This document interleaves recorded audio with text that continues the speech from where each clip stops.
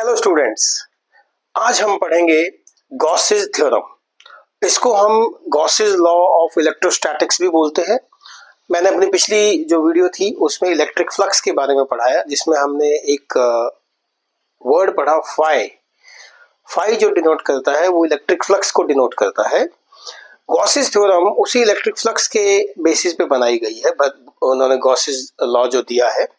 तो होता क्या है इसमें, जो थ्योरम कहती है, जो लॉ कहता है, वो ये कहता है कि जो इलेक्ट्रिक फ्लक्स यानी कि जो टोटल इलेक्ट्रिक फ्लक्स है over a close surface in a vacuum, मान लो एक क्लोज सरफेस है, उसमें जो टोटल इलेक्ट्रिक फ्लक्स है यानी कि इलेक्ट्रिक फील्ड लाइंस जैसे मेरी जा रही है, ठीक है, ये मेरी इलेक्ट्रिक फील्ड लाइंस है, ये मेरा सरफेस है, तो मेरी इलेक्ट्रिक फील्ड लाइंस है। ये जो टोटल इलेक्ट्रिक फ्लक्स होता है यानी कि फाई ई, जिसको मैं डिनोट करूं, जो कि मेरा over a close surface E dot D S मैंने पढ़ा था ना, is 1 by epsilon naught times the total charge contained in the surface.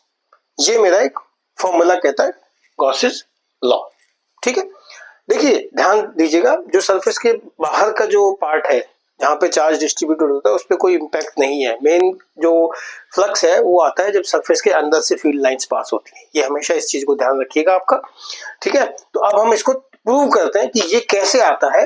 मेरा फाई इज इक्वल टू, ये कैसे आया मेरा, इसको हम सॉल्व करते हैं। ठीक है, नाउ एक स्फेरिकली सिमेट्रिक सरफेस ले लेते हैं। स्फेरिकली सिमेट्रिक सरफेस ले लेते हैं। अच्छा, इसके अंदर एक पॉइंट चार्ज ले लेते हैं। मान लो ये सरफेस ऐसे है, यहां पर सेंटर पॉइंट पे इसका प्लस पॉइंट चार्ज रखा है, जो कि r डिस्टेंस का, इसका r का रेडियस है इसका। ठीक है, ये पॉइंट P है मेरा। अच्छा, इसकी फील्ड कहाँ लगेगी? बाहर की तरफ लगेगी, तो इलेक्ट्रिक फील्ड जो है वो बाहर लगेगी और r यूनिट वेक्टर मेरा यहाँ पे बनेगा। अब देखो, मैं बात कर रहा हूँ फील्ड, इसकी वजह से फील्ड जा रही है यहाँ पे। ठीक है, तो नॉर्मल भी मेरा, और मैंने मान लो ये सरफेस ऐसा है, ये मान लो एक छोटा सा पोर्शन ले लेता हूँ इस सरफेस का, ds ले लेता हूँ मैं इसको, इस सरफेस को ds ले लेता हूं, तो इसका नॉर्मल वेक्टर कहां बनेगा? यहां बनेगा इसका normal vector towards the field lines. ठीक है, कोई डाउट?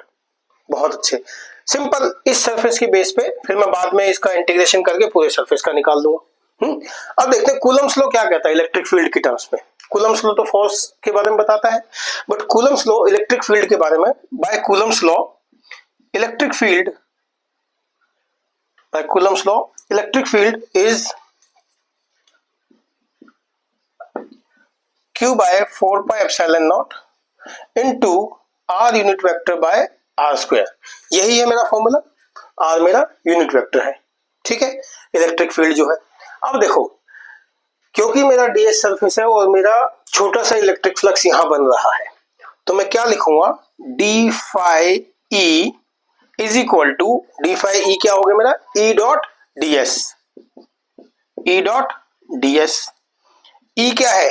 मैं वैल्यू रख दूंगा Q by 4 pi epsilon not into R unit vector by R square. और डी एस क्या है मेरा? मैंने पढ़ा है D S is equal to N unit vector into D S. ठीक है, N unit vector into D S, तो मैं यहां पे लिख दूंगा N unit vector into D S. कोई डाउट है यहाँ पे? सिंपल सा, मैंने वैल्यू रखी है, इसकी वैल्यू यहां से रख दी ये वाली, और ds की वैल्यू ये यहाँ पे रख दी। अब इसको कैसे लिख सकता हूं मैं?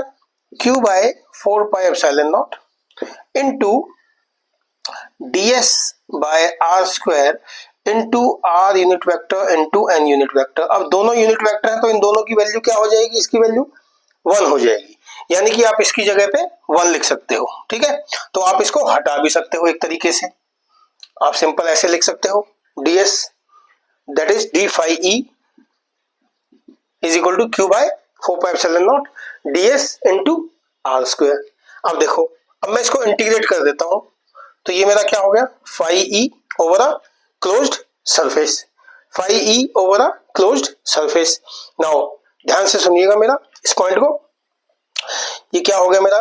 q by 4 pi epsilon naught into यहां आर स्क्वायर आ गया, integration of ds। Integration of ds क्या है आपका?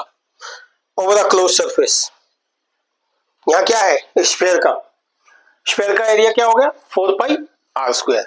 आपने क्या लिखा इसको, Q by 4 pi epsilon not into R square into 4 pi R square. ये आपका कैंसिल आउट हो गया, तो आपका फाई ई की वैल्यू क्या हो गई, Q बाय एप्सिलॉन नॉट। ये आपका गॉसेस थ्योरम हो गया। इसमें कोई डाउट हो तो आप मुझसे पूछना, क्यों स्मॉल लिख दो बड़ा लिख दो, जैसा आपने चार्ज लिया हुआ है, हमने स्मॉल चार्ज लिया हुआ है तो ये है। और it can also be written as integral of E dot ds। तो ये मेरा गॉसेस थ्योरम प्रूव हो गया, बहुत ही सिंपल वे में इसको बताया हुआ है। कुछ नहीं करना, एक स्फेरिकली सिमेट्रिक सरफेस ले लेना है।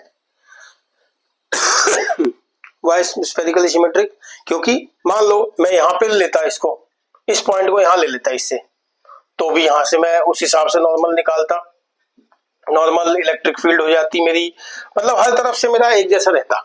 ठीक है, इसको भी मैं ds करता काउंट, मैं d फाई निकालता E डॉट ds उस सरफेस से, तो एक हर जगह पे मेरा एक जैसा, हर सरफेस पे मेरा एक जैसा फ्लक्स निकलता, जो कि मेरा ये वैल्यू मुझे प्रोवाइड करता, that is Q by epsilon not और over a close surface E dot ds। ठीक है, तो बच्चों आप इसको पढ़ना, ये बहुत इंपॉर्टेंट है। ये आपके आगे जब आप अपने एंट्रेंस एग्जाम्स देंगे उसमें आपका ये बहुत यूज होगा। इस इक्वेशन को आप याद रखिएगा, अपने जो आप नोट्स बनाते हैं, टॉपिक जो आप अपने पास बना के लिख के पढ़ते हैं, उनमें इसको जो फॉर्मूलाज जो आप लिखते हैं उनमें इसको बना के रखिएगा। Important, one of the important topic है आपका गॉसेस थ्योरम और गॉसेस लॉ ऑफ इलेक्ट्रोस्टैटिक्स। तो मेरी वीडियो को लाइक करें, शेयर करें, सब्सक्राइब करें और अपने फ्रेंड्स के साथ शेयर करके मुझे बताएं कि अगर कुछ डाउट है तो। Thank you so much.